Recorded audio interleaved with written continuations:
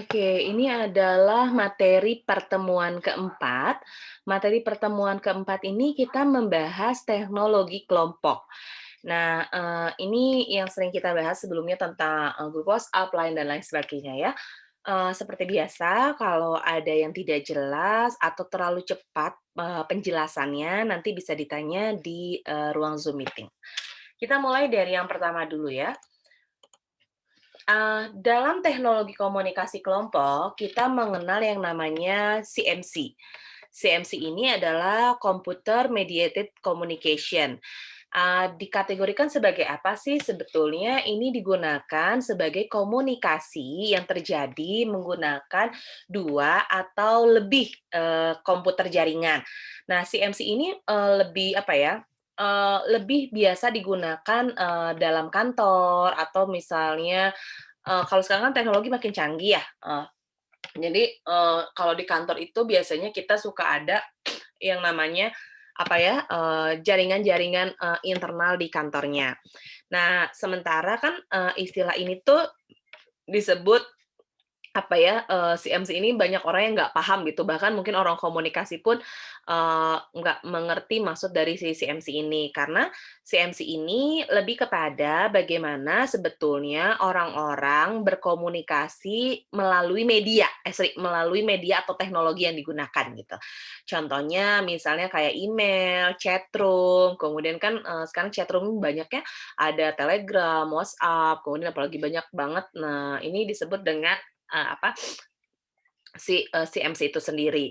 Nah, biasanya, bisa, interaksinya beda-beda ya, kalau dulu tuh mungkin, cuman chat aja, tapi udah bisa pakai voice note, terus udah bisa juga kirim-kirim stiker dan lain sebagainya. Nah, ini, disebut sebagai, apa ya, si CMC itu sendiri, Computer Mediated Communication. Intinya adalah komunikasi berbasis teknologi di mana menghubungkan satu orang dengan orang lain gitu, itu disebut dengan si CMC ini. Nah lanjut, penelitian CMC ini sebetulnya berfokus, pada dampak sosial. Nah, pada dampak sosialnya seperti apa? Karena kan ketika kalian suka merasa tidak bahwa semakin, orang, apa ya, semakin orang dimudahkan dengan teknologi, sebenarnya mereka semakin dijauhkan dengan orang-orang untuk berkomunikasi secara langsung. Tapi, dulu, semakin tidak ada, teknologi melalui tidak ada komunikasi melalui teknologi, maka otomatis orang-orang akan makin mudah berkomunikasi gitu ya, karena ada keinginan untuk, mencari pesan atau, memberi pesan gitu. Kalau sekarang kan karena semua serba teknologi, ya sama nih kayak kita sekarang kan ini menggunakan CMC sebetulnya, di mana, kita nggak harus jauh-jauh, lari-larian dari rumah buat masuk kelas, sekarang tinggal bangun dari tempat tidur, nyalain laptop, udah deh bisa kuliah gitu ya. Nah, si CMC ini tuh lebih seperti ini, karena berhubungan dengan sosialnya. Nah, banyak studi-studi, ini melibatkan bahwa internet berbasis sosial ini didukung oleh perangkat lunak lainnya. Biasanya, pendekatannya adalah pendekatannya adalah bagaimana sih sebetulnya para manusia atau orang-orang ini menggunakan, CMC. Makanya kan, beberapa tahun lalu atau mungkin sekarang masih ada istilah, yang disebut sebagai generasi menunduk. Nah, apa sih generasi menunduk? Ya generasi yang nggak bisa jauh-jauh dari gadget, kepalanya nunduk terus di depan layar. Dan sekarang juga cukup menarik, justru, televisi kalau dulu kita menonton televisi, tapi justru sekarang sebaliknya, televisi yang menonton kita, kitanya mah kerja ngapain, tapi TV-nya nyala gitu ya. Nah, ini sebenarnya penelitian CMC ini berfokus kepada bagaimana pola perilaku manusia berubah ketika adanya teknologi gitu, ketika adanya, sesuatu yang berhubungan dengan si, komputer. Ibu juga semenjak Zoom meeting ini selama setahun lebih, dari pagi sampai malam biasanya biasanya, hampir 20 jam itu di depan laptop, pasti di depan laptop, 4 jamnya bisa jadi cuma istirahat dan lain sebagainya. Nah, sedangkan kalau dulu kita tatap muka mungkin, bisa pindah dari satu kampus ke kampus lain, ke rumah tinggal santai dan lain sebagainya. Kalau sekarang tuh nggak bisa jauh dari komputer, mungkin itu juga yang kalian rasakan gitu ya. Nah, CMC sendiri kalau dalam bahasa Indonesia disebut sebagai mediasi komunikasi komputer. Nah, mediasi komunikasi komputer ini sebetulnya adalah transaksi yang dilakukan menggunakan 2 atau lebih jaringan. Nah, 2 atau lebih jaringan kan sekarang, basic-nya bukan komputer lagi, basic-nya semua serba nirkabel ya, maksudnya, tidak menggunakan kabel, headset udah nggak pakai kabel lagi gitu ya. Meskipun ada ya gitu ya pakai kabel. Terus udah kayak gitu, eee, papan tombol di handphone juga udah nggak ada, adanya, keypad-nya udah nggak ada gitu ya, jadi papan tombolnya sekarang pakai touchscreen, kemudian juga mengirim pesan jadi mudah, nggak harus ke kantor pos. Nah sekarang, bisa melalui email, atau misalnya membeli barang juga tidak perlu repot-repot datang ke toko, kita tinggal menggunakan jari kita memilih barang yang kita miliki. Nah ini cukup menarik karena kenapa, ternyata si CMC ini memediasi antara manusia dengan teknologi ya. Jadi intinya CMC adalah memediasi manusia dengan teknologi, ya. Nah, CMC ini ada beberapa kayak Yahoo Messenger, Meet, Skype, dan lain sebagainya. Banyak yang bisa kita ambil sebetulnya dari penelitian CMC ini ya. Maksudnya lebih memudahkan kita, lebih efisien buat kita. Kayak bekerja sekarang mungkin kebanyakan berpikir bahwa, "Oh, oke lah kerja di rumah efisien, hemat biaya, hemat ongkos, dan lain sebagainya." Tapi sadar atau enggak, sebetulnya tingkat stresnya itu jauh lebih tinggi ketika kita datang, ke kelas gitu ya. Kalau ke kelas justru lebih enak, tapi kalau misalnya di ini, kalau di ruang, menggunakan komputer ini atau teknologi ini justru akan lebih tinggi stresnya gitu. Padahal cuma duduk aja, tapi, stresnya lebih tinggi gitu ya. Nah, kemudian juga ada yang menunjukkan bahwa si MC ini nggak netral gitu. Kenapa, tidak netral? Karena pada akhirnya satu sama lain itu akan, berubah cara berkomunikasinya, mempengaruhi jaringan sosial dan lain sebagainya. Semakin kita, menunduk, atau semakin kita menggunakan gadget kita, semakin sebetulnya kita ini makin minim berkomunikasi dengan orang secara langsung. Padahal prinsip komunikasi adalah pesan yang dilakukan secara langsung. Nah, masalahnya jadi nggak, jadi tidak efektif gitu, walaupun dianggap, "Enggak kok, kita efektif-efektif aja pakai teknologi." Betul, tapi sensasi, rasanya, atau feel, atau informasi yang didapat akan jauh lebih, kena gitu ya, akan jauh lebih dapat dengan komunikasi secara, tatap muka dibanding dengan media yang digunakan. Nah, itu akan mempengaruhi bagaimana cara kita berkomunikasi. Sama lah kayak kuliah ya. Kuliah tuh kalian bisa jadi sangat siap-siap sekali untuk berangkat kuliah, "Wah telat nih, pintunya ditutup udah nggak boleh masuk," misalnya kayak gitu. Kalau sekarang kan telat, tinggal kucek-kucek, mata, duduk depan laptop atau matiin kameranya, tidur lagi gitu ya. Nah, hal-hal yang kayak gini kan itu mempengaruhi, bagaimana kita berkomunikasi dengan orang, berinteraksi, dan jaringan sosial yang ada di dalamnya. Nah, ciri-ciri CMC ini, terjadi di dalam format komputer mediasi. Nah, ada berbagai aspek interaksi sebetulnya ya. Pertama dalam aspek interaksi ini, pertama dapat membentuk kesan.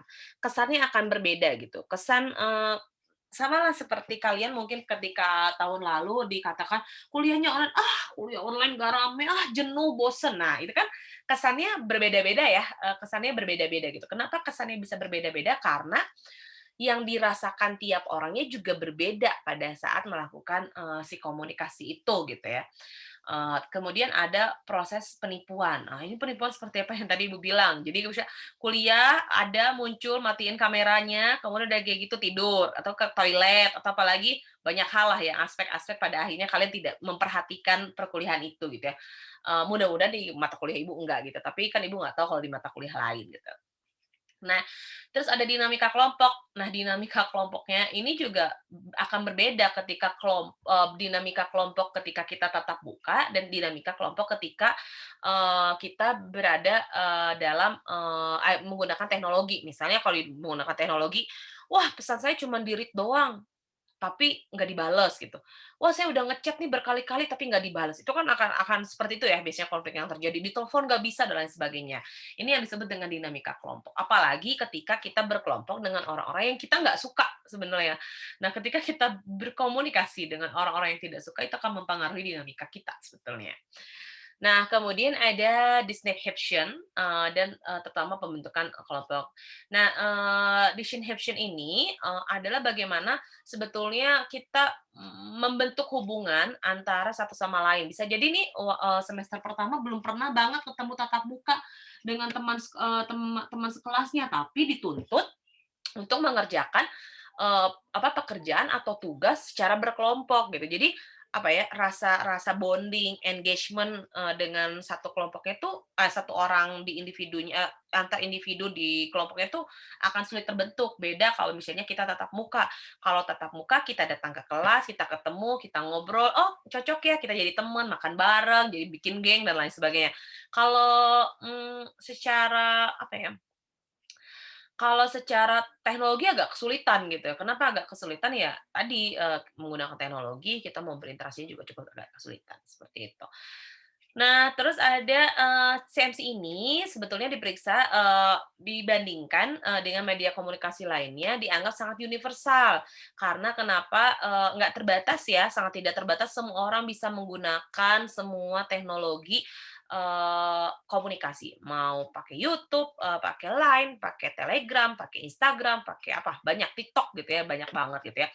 Nah, saking banyaknya teknologi ini, perlu ada yang namanya sinkronitas. Nah, sinkronitasnya antar siapa, Bu? Sinkronitas ini dilakukan antara pendapat atau persepsi secara personal dengan si kelompoknya, dengan teknologi ini. "Duh, saya nggak bisa nyambung nih, bahasa tulisan suka salah paham, gimana ya biar paham?" Nah, gitu. Jadi mensinkronkan antara pemahaman kita dengan apa yang dimaksud, orang lain melalui teknologi medianya.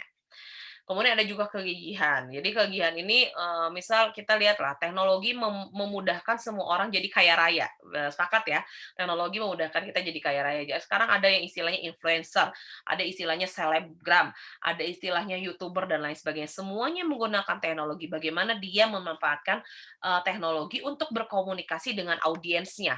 Nah, dan itu tuh butuh kegigihan yang cukup, apa ya, cukup besar gitu dibanding cuman kita scroll-scroll doang, cuman posting-posting aja. Tapi mereka memikirkan ide kreatif, tantangan, dan promosinya, marketingnya seperti apa, kayak gitu. Kemudian, ya recordability itu, maksudnya artinya kita ketika berkomunikasi itu, bisa di-record gitu ya. Mungkin kalau ketika kita berkomunikasi secara langsung ya, kita apa ya, kalau kita berkomunikasi secara langsung, bisa jadi kita lupa gitu ya dengan apa yang kita ucapkan. Tapi kalau misalnya dengan menggunakan teknologi komunikasi kan ada apa ya, ada rekaman gitu ya. Nah, kalau rekaman itu bisa dilihat gitu. Jadi maksudnya, apa ya, kalau disebutnya itu jejak digital.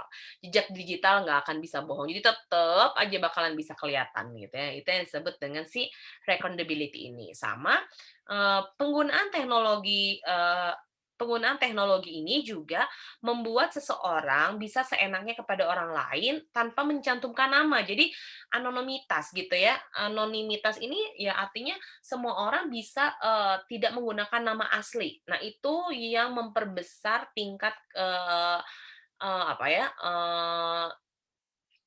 cyber victim ini, meningkatkan kejahatan secara digital, di mana bebas ngebully orang, hina orang, mengancam orang, menipu orang, dan lain sebagainya. Karena kenapa? Anonim ya, nggak harus pakai nama dan lain sebagainya. Nah ini, cukup sangat berbahaya ketika teknologi digunakan dengan salah.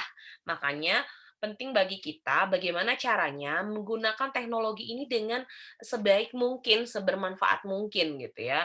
Karena hati-hati sekarang bukan mulutmu harimaumu, tapi sekarang itu musimnya jarimu harimaumu gitu ya. Oke, selanjutnya ada yang disebut dengan kegagalan komunikasi sekunder yang terjadi. Nah, kegagalan, komunikasi sekunder ini seperti apa sih yang terjadi? Pertama, isi pesan yang kita pahami ya, tetapi hubungan di antara komunikasi menjadi rusak.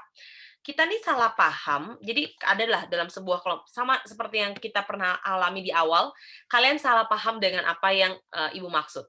Ibu bilang kan jangan mengerjakan forum diskusi dulu sebelum ada perintah.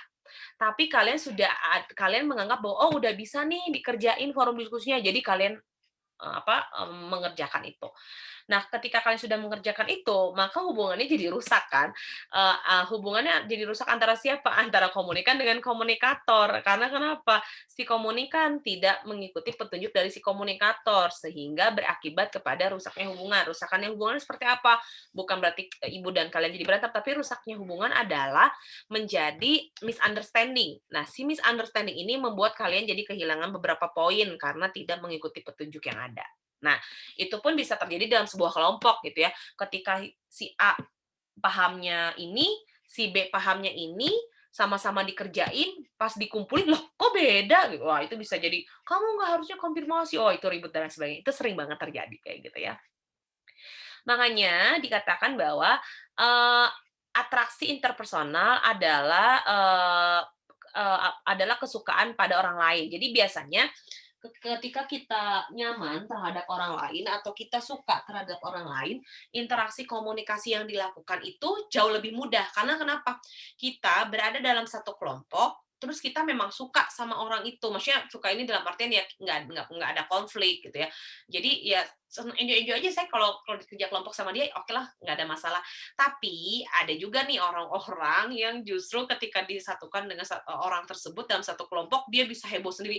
Aduh aku tuh gak suka sama dia, gimana ya sekelompok. Jadi tergantung lagi nih, kita interaksi kelompoknya dengan siapa. Karena ternyata dalam komunikasi antar pribadi ini, interaksi interpersonal itu dipengaruhi oleh beberapa hal. Satu, karena penafsiran pesan dan penilaian tiap orang berbeda-beda. Jadi ketika pendapat dan penilaian kita terhadap orang lain itu bukan hanya berdasarkan pemikiran rasional.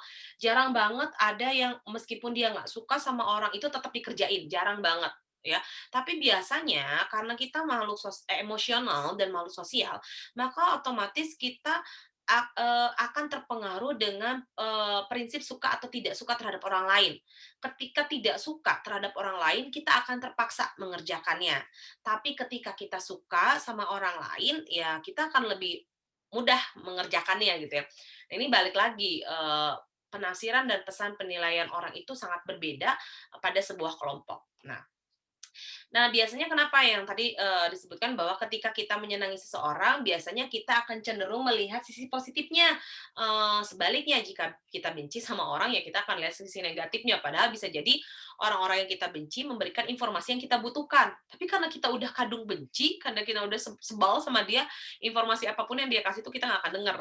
Tapi kalau misalnya orang itu kita suka, sejelek apapun informasi yang akan dia sampaikan, kita tuh akan iya-iya aja gitu. Nah, itu yang terjadi karena penafsiran, pesan, dan penilaian tiap orang akan berbeda. Apalagi ketika dalam sebuah grup, dalam sebuah kelompok, kalian disatukan dengan orang-orang seperti itu. Ya, orang-orang yang mungkin tidak kalian suka. Nah, kemudian yang kedua ada tentang efektivitas komunikasi. Apa yang disebut dengan efektivitas komunikasi?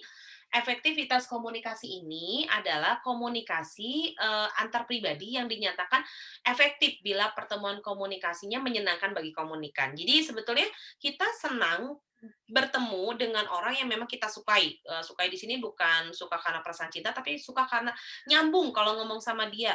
Oh, saya suka sama dia karena dia wawasannya luas. Saya suka sama dia karena dia pintar, misalnya. Sehingga apa ya? Jadi hal yang menyenangkan ketika kita bertemu dengan orang lain karena kita punya apa ya? Punya satu kesamaan yang sama, kita having fun bareng gitu ya. Beda dengan ketika kita terpaksa. Nanti kan untuk tugas kelompok itu kalian dituntut untuk berkelompok dengan orang-orang yang berbeda setiap tugasnya gitu ya. Karena berkelompok dengan orang-orang yang mungkin bisa jadi nggak kalian suka, itu akan mempengaruhi kalian pada saat berkomunikasi nanti ke depannya. Wah, pengaruhnya apa aja nih Bu? Bisa jadi kalian jadi benci, nah apa bisa jadi konfliknya akan makin banyak karena sebenarnya dia nggak suka. Bu, saya tuh nggak mau sekelompok sama dia, soalnya dia nggak pernah ngerjain tugas sama sekali. Bu, dia tuh pengen enaknya sendiri. Bu, sama saya tuh sama dia pernah ada masalah sebelumnya. Wah, jadi banyak banget. Jadi biasanya ketika kita sekelompok dengan orang-orang yang memang kita tidak suka, akan lebih banyak konflik ya di dalamnya gitu, ketegangan, nggak enak, menutup diri, dan gimana caranya nggak ada komunikasi. Kalau terpaksa satu kelompok biasanya gimana lah caranya cuman seperlunya aja gitu. Jadi, kita tarik lagi nih benang merah antara si komunikasi interpersonal sama si CMC ini. Sebenarnya CMC ini sangat penting, si komunikasi interpersonal ini sangat penting dalam proses CMC, karena sebetulnya CMC ini kan hanya media ya, hanya media yang meneruskan kegiatan interpersonal. Jadi makanya, ada ya kalau habis ketemu, "Udah deh nanti kita WhatsApp-an ya, ya udah deh nanti kita video call-an ya." Nah, kayak gitu. Itu adalah meneruskan kembali gitu ya, meneruskan kembali komunikasi yang terjadi sebelumnya secara personal, kemudian dilanjutkan dengan menggunakan media. Makanya kenapa CMC berkaitan erat dengan komunikasi interpersonal tersebut, gitu. Oke, dalam, high personal CMC, ada beberapa unsur yang dapat mempengaruhi. Biasanya, hyper personal itu seperti apa secara personal gitu ya. Ada, berdasarkan penerima, ya itu harus jelas penerimanya siapa, pengirimnya siapa, kemudian saluran penghubungnya siapa, dan umpan baliknya apa. Misal saluran pengirimnya A, kemudian penerimanya B, saluran penghubungan komunikasinya adalah WhatsApp gitu ya, umpan baliknya apa, percakapan yang panjang karena pembicaraannya seru gitu ya, atau percakapannya cuman satu kalimat doang karena nggak seru, misalnya seperti itu ya. Jadi balik lagi hiperpersonal adalah lebih berfokus kepada media apa nanti yang akan kalian gunakan gitu ya. Biasanya penerima dapat mempersepsikan, mitra online-nya atau teman diskusi online-nya melalui pesan yang dikirim gitu. Jadi, "Oh ini loh maksudnya." Makanya kan kalau sekarang tuh menginformasikan tuh bisa dengan stiker, bahkan stiker-stiker itu berbicara ya. Banyaklah misalnya foto kita udah bisa dijadiin stiker, terus dikasih kata-kata dan lain sebagainya. Itu disebut sebagai bagaimana cara kita mempersepsikan, pesan, yang kita sampaikan kepada komunikan kita. Ada orang yang memang kalau menyampaikan pesan itu, menjadi berlebihan gitu ya, atau yang disebut dengan hiperbola. Gunanya untuk apa? Hiperbola ini gunakan biasanya untuk, apa ya, bukan meningkatkan, tapi, supaya lebih ramai suasana lah. Jadi dia tim hore, tim tim yang selalu bikin rame, grup gitu supaya ya, supaya rame aja gitu ya, biasanya dia suka melebih-lebihkan. Begitupun juga dengan orang yang, penasaran gitu. Yang satu, misalnya dalam satu kelompok, beberapa orang ini seneng banget nih ngompor-ngomporin, yang beberapa orang lainnya dalam satu kelompok itu seneng banget buat ngompor-ngomporin gitu ya, seneng banget, dikomporin gitu, artinya dia kepoan gitu. Jadi, ketika kita berdiskusi dengan orang yang sering, ngasih gosip, terus, dengan kita yang kepoan, wah itu cocok banget gitu. Jadi, komunikasinya pasti lebih dari sejam, 2 jam, 3 jam, berjam-jam mungkin ya, apa aja bisa dibahas gitu. Karena balik lagi, apa ya, ada sesuatu hal, rasa ketertarikan antara satu orang dengan orang lainnya. Makanya kan orang bisa nelfon berjam-jam, orang bisa video call berjam-jam, karena ya ada sesuatu yang menarik di dalam percakapan itu dengan menggunakan media, gitu. Oke, umpan balik ini, merupakan elemen yang penting dalam CCMC atau CMC, yang tadi ya communication, mediated, computer gitu. Jadi, kenapa umpan balik ini penting karena kurangnya isyarat sosial dapat meningkatkan arti penting dalam pertukaran komunikasi. Nah, arti penting dalam pertukaran komunikasi ini seperti apa? Biasanya, ketika kita berkomunikasi dengan orang lain dulu ada umpan balik. Kalau misalnya ketika kita, chat-chat-an dengan orang, chatting dengan orang, terus tiba-tiba orang itu, tersinggung dengan kalimat yang kita sampaikan, maka umpan balik yang akan kita terima adalah pesan kita nggak akan dibalas lagi sama dia. Bisa jadi nomor kita diblok gitu ya, karena, kita memiliki, proses komunikasi yang ternyata nggak berlangsung lama. Tapi ada juga, umpan balik yang diterima adalah kita nggak kerasa udah 2 jam nih chatting-an terus dari tadi sambil ketawa-ketawa, senyum-senyum sendiri gitu ya. Terus akhirnya diakhiri dengan, nanti kita terusin ya besok." Nah, besoknya diterusin lagi. Nah, itu kan berarti proses komunikasinya, feedback-nya sama-sama positif gitu, umpan baliknya sama-sama positif, beda dengan yang awal. Kalau yang awal karena tersinggung, jadi umpan baliknya negatif, sehingga komunikasi tidak berlanjut. Kalau ini justru berlanjut lagi, karena komunikasinya berjalan dengan baik, seperti itu. Nah, selain itu, di sini juga dikatakan bahwa media dengan saluran komunikasi, ini terbatas, sehingga dapat menjunjung tinggi penerima interpretasi dari sebuah pesan. Jadi makanya selalu ada istilah yang mengatakan bahwa, tulisan ini banyak makna, bisa bersifat, ambigu, orang bisa memaknai berbeda dengan maksud. Misalnya kayak tulisan caps lock aja ya, ketika kalian ngetik, chat, terus caps lock, terus dikasih tanda merah, di-bold, wah itu tuh orang akan beranggapan bahwa kamu marah gitu ya. Padahal ya bisa jadi nggak marah gitu, karena, apa ya, bisa jadi nggak marah karena dia sedang menyampaikan pesan gitu. Jadi makanya di situ dikatakan bahwa, tergantung nih, bagaimana, cara kita menulis pesan tersebut dan dibaca sama orang nggak salah paham gitu ya, itu yang dilakukan. CMC ini juga dapat menimbulkan, intensif, komunikasi yang sangat selektif ketika menerima pesan gitu. Semakin, selektif seseorang, menerima pesannya, semakin mudah dipahami, maka semakin positif gitu. Semakin kita tidak bisa menseleksi, apa yang pesan yang akan kita sampaikan kepada si, komunikan, maka bisa jadi nanti umpan baliknya jadi negatif. Karena kenapa? Kita nggak ngefilter dulu nih. Jangankan omongan yang harus difilter, tulisan atau ketikan juga harus difilter. Mungkin kalian ketika mau ngechat dosen atau ngirim email ke dosen tuh kalian berulang-ulang kali, cari kata-kata yang pas. Supaya apa?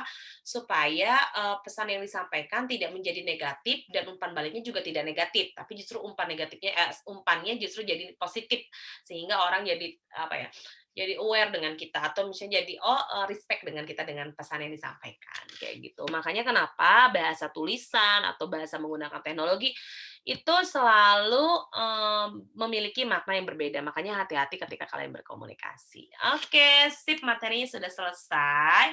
Seperti biasa, Ibu nggak bosan ngingetin kalau terlalu cepat atau kurang jelas, diulang lagi videonya.